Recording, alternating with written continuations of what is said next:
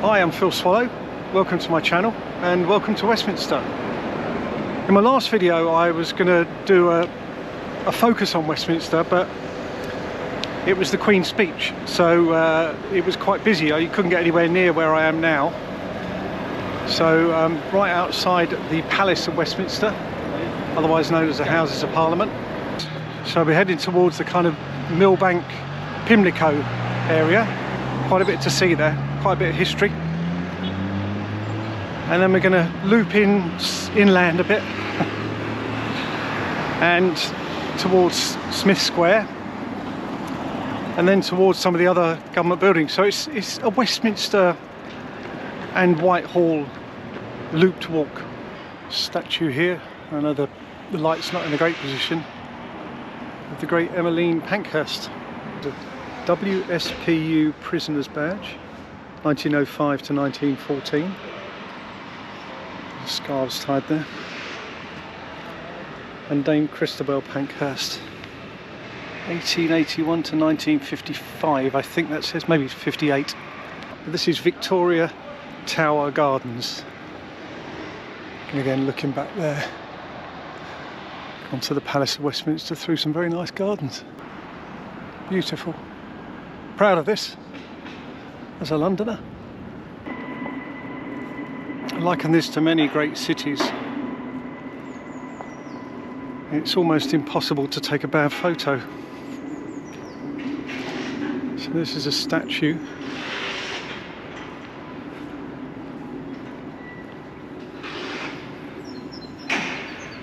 Conservation of Rodin's The Burghers of Calais and the new plinth were funded by Nicholas Goodison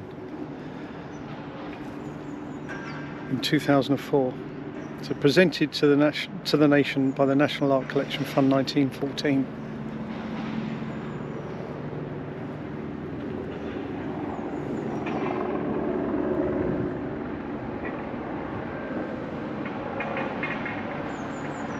So that is the Burghers of Calais by Auguste Rodin. This part of the walk links to my South Bank walk, where I go from Westminster over the bridge, look at the COVID Memorial Wall, St Thomas's Hospital and some other sites, heading down towards Vauxhall and then cross over.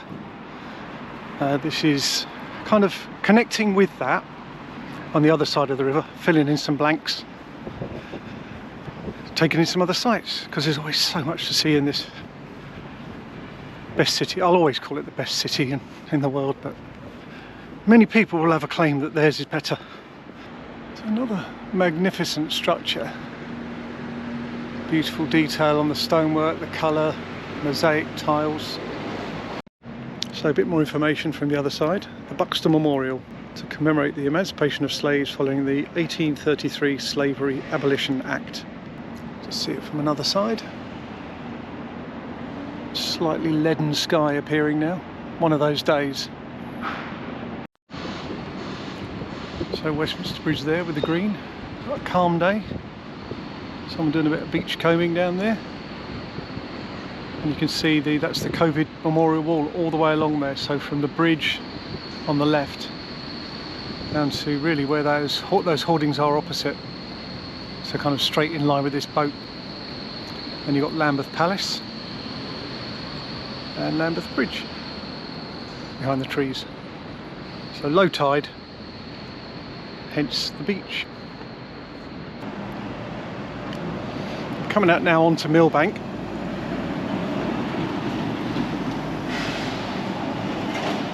Number 9 Millbank. Alfred Nobel, Alfred Mond, Ludwig Mond, Priestley, and other names. Always look up. Always look up. There's always sights to see.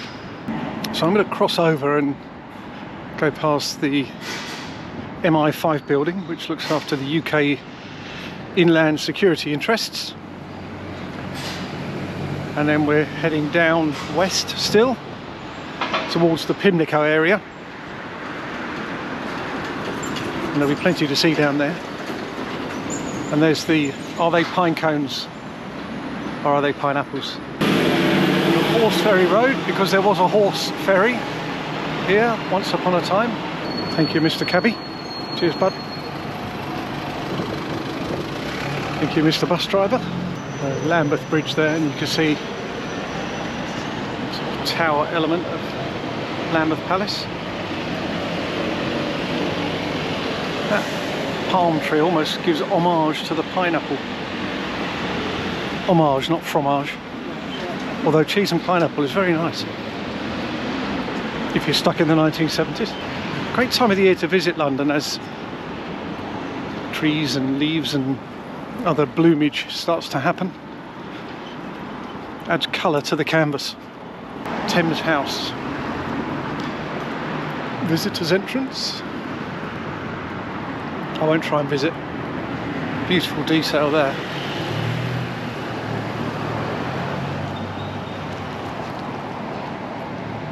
Put that camera away. That was me. Probably being tracked everywhere at the moment. There's actually a camera above. I'm going to see if it moves as I move. Might be.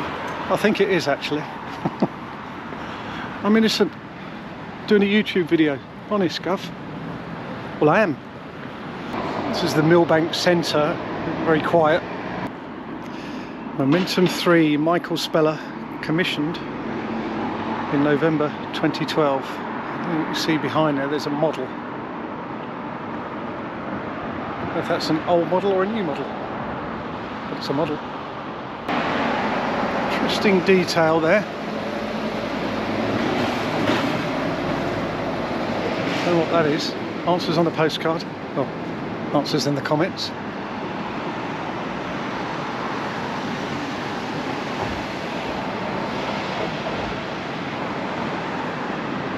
Just royal insignia there, so some kind of royal building, official building, could be part of the complex of Tate Britain, which is here, there. Great museum, again wonderful architecture. So Millbank is known as Millbank because there was a mill many moons ago, water mill. On this site there was a prison. So prisoners who were held in the prison on this site were typically deported to Australia, so rounded up, put into barges, because the Thames is just there, the other side of the wall. And off they went on their journey. The prison was closed down in about 1890. I think it was a bit of an experiment going on in what they did then, but it's a nice building. If you get to go there, cafe and all that kind of stuff, but it's closed. Check websites carefully.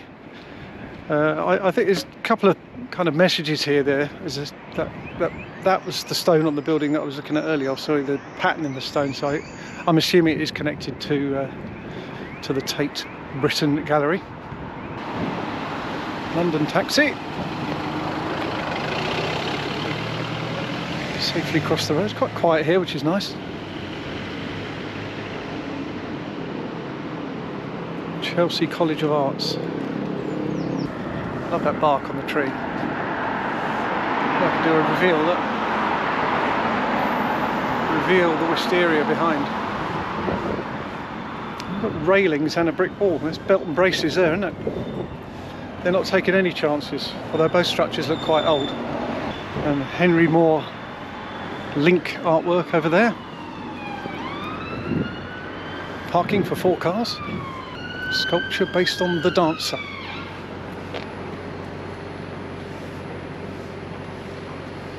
Yeah. And now we're in the kind of Millbank / Pimlico area. Vauxhall Bridge Road. Look at that architecture. We turn here into Ponsonby Place. But we'll have a little talk about the Morpeth Arms, which is that pub there on the corner. So the pub was originally built for the prison warders. It contains a tunnel and cellar used to take prisoners to the Thames.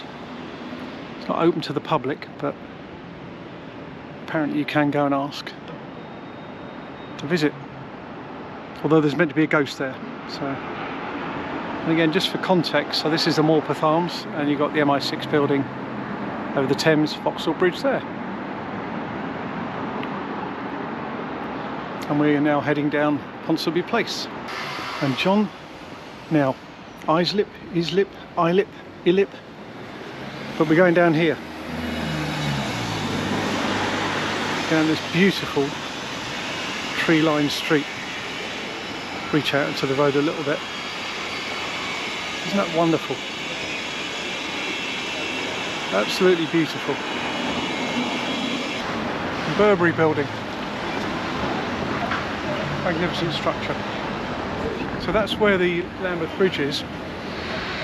This is Horse Ferry Road, so this is where the horse ferries used to come and then cross over the Thames just down there. And this is St John's of Smith Square, known as a very famous music venue, known as some of the finest examples of Georgian architecture in London. And actually, look at that Palace of Westminster behind.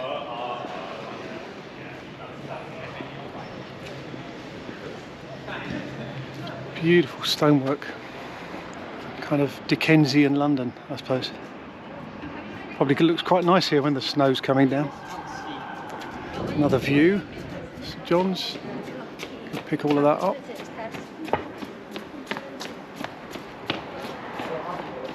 I'm conscious I'm standing in the middle of the road, so I'll continue. Oh, interesting there. I don't know if that's an old gas lamp.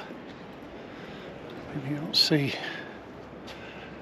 Do some research into that.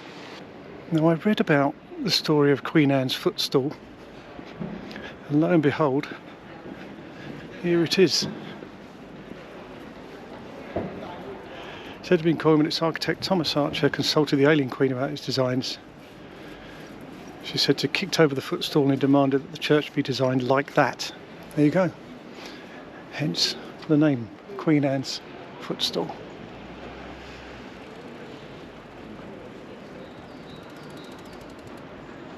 I'm currently in Lord North Street, so just off Smith Square.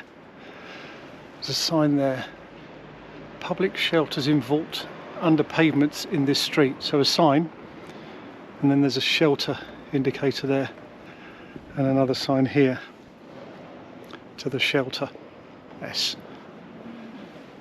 So that stood the test of time from the Blitz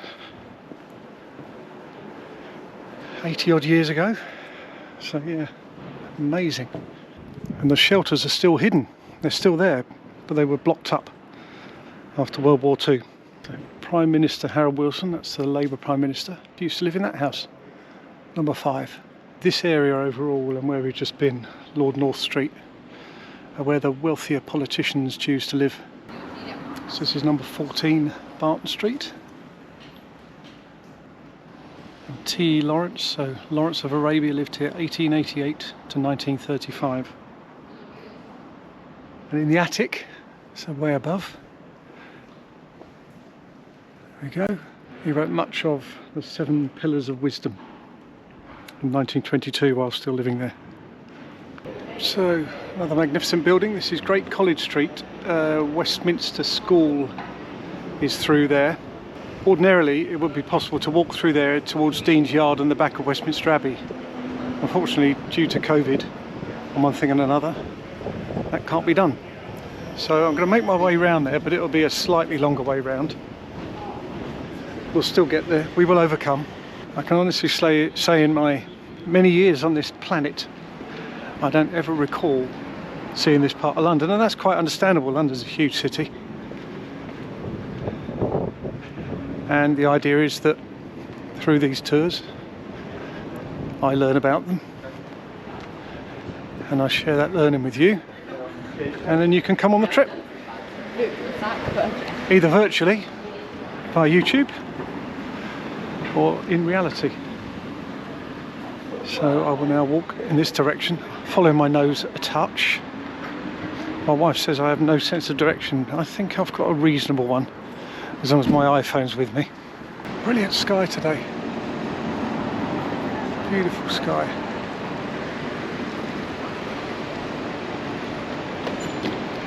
Pretty impressive there. It's the other side of Dean's Yard and the school. Again, there's no bad views around here. It's all stunning. This is Parliament Square as we cross the road, with a wider view of the Palace of Westminster and St Stephen's Tower, which is actually where Big Ben is.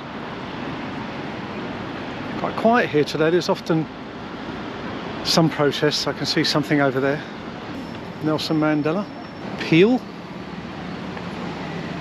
They always look nice, framed against the blue sky. And the leaves. These wonderful trees. Mahatma Gandhi. Great detail there. And Millicent Garrett Fawcett. This is one of the more recent statues, I believe. David Lloyd George. Well, it just kind of says Churchill. And impressive statue of one Abraham Lincoln. So the Supreme Court Judicial Committee of the Privy Council. And a nice view of Westminster Abbey.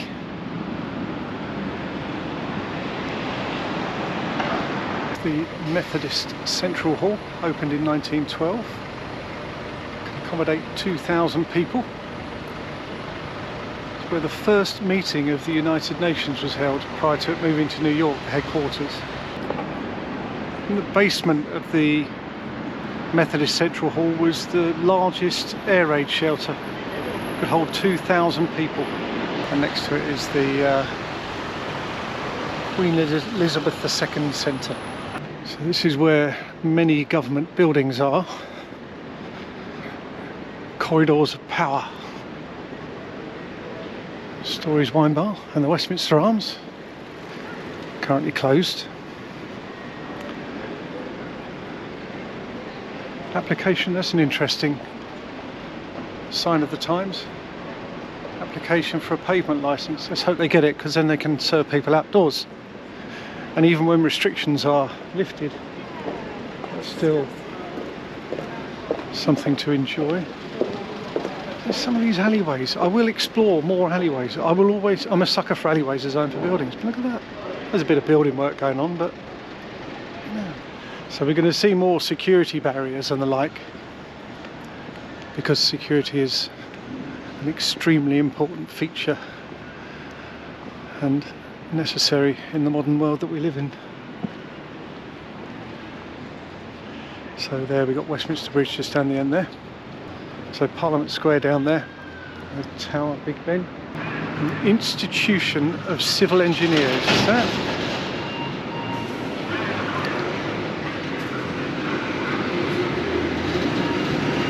And the Institution of Mechanical Engineers is that building. What an impressive lawn. So this is Horseguard's Road. Another school trip. And then St James's Park is opposite. Little fountain and lake you can see there. I'm sure we'll take that in one day. London has some magnificent parks. Just stop to take the building in. So that's HM Treasury. That's where all the numbers are done. Numbers are crunched. So the Churchill War Rooms. It used to be known as the Cabinet War Rooms, but yes, Churchill War Rooms. Fascinating visit. Kind of preserved as they were after the war. Obviously they do bits of work every now and then. It's well worth a visit.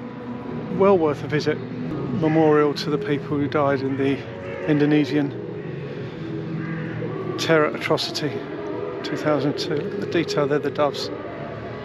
Wonderful. It's the side of the HM Treasury Building. Foreign, Commonwealth and Development Office. Shiny signs. I wonder what the costs are to use all these buildings. The electronic means of doing business now, and COVID certainly proved that. You do wonder, don't you? Do we still need all of this architecture? Or could it be done a different way? But what do we do with it all? Residential. I'd live here. So out onto Parliament Street. And a Red Lion pub. You just see the tower over the top there. So a lot of this walk is kind of looping round back onto yourself, but that's one of the best ways of seeing it all. So in the November Remembrance Day parade, that's where this takes place. All the soldiers march by and veterans, royal family, and they put their wreaths down. So that's the Cenotaph, a memorial to the glorious dead, and naturally always a security presence. Many years ago, and I'm talking many years ago, when I was probably about 20, we all came up here one evening, the lads in our cars, and we were able to chat to the policeman outside number 10 Downing Street. And now we've got security measures galore, so it's just not possible to do that. So I'm going to carry on walking through and not say anything, and then see what happens. That wasn't helpful. Thank you. Monument to the women of World War II. Really nicely done. A lot of thought goes into these things. Looks like we've got some activity. Gates are being opened. Outrider. 1, 2, 3, 4. Car.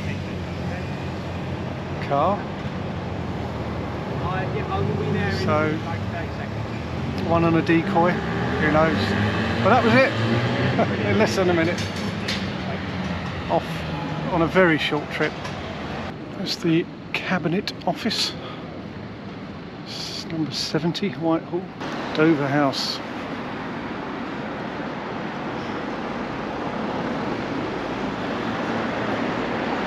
And there is a sign saying that horses may kick or bite. It's a sight to see. Wonderful. Proud of that.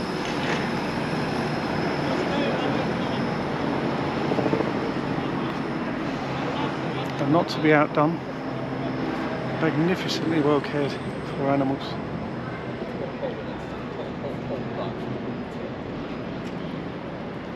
And this is Horseguard's parade. You get the full experience by walking through the centre. Queen's Lifeguard is based here. We've got some rain coming down, so I will pause slightly as I change a tyre.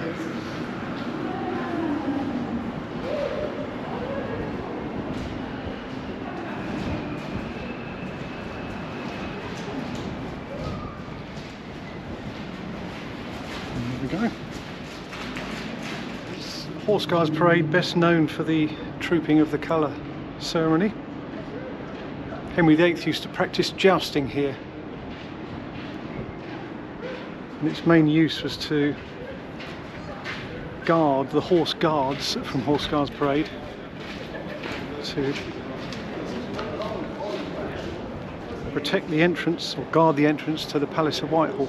They're in the corner there. I'll walk towards it. That's an ivy-covered building called the Citadel. It's bomb-proof, erected during World War II. Said to be still used as a communications centre by naval intelligence. I'm not sure if you can see, but there are some, I don't know what you call them, dishes, communication dishes there. I'm not technical, but that's what they are. So it could well be used for that. I guess they wouldn't confess to it. Cool to be right in the middle of this, where all that ceremony goes on. So it was used in the 2012 Olympics.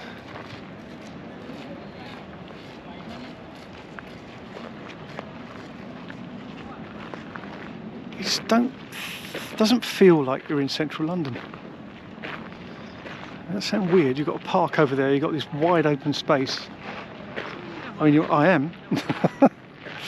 I most certainly am. But it's beautiful.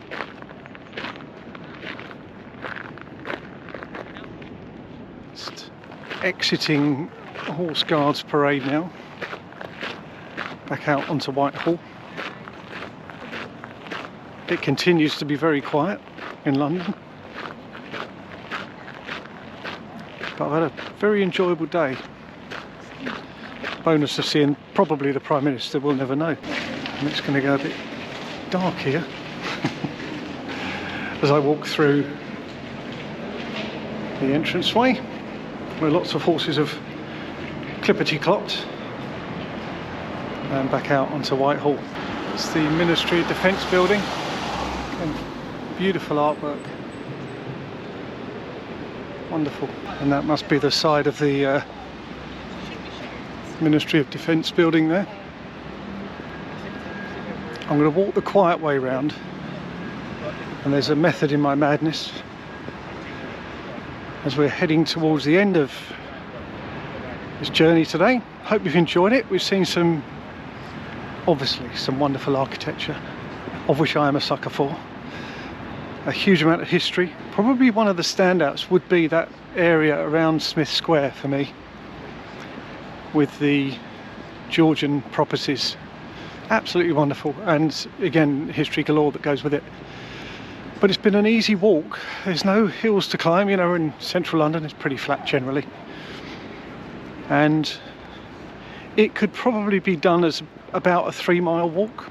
So now walking back, I'm assuming that's the back of the MOD building. There's lots of security there. It would make sense if it was. Heading back towards the green of Westminster Bridge,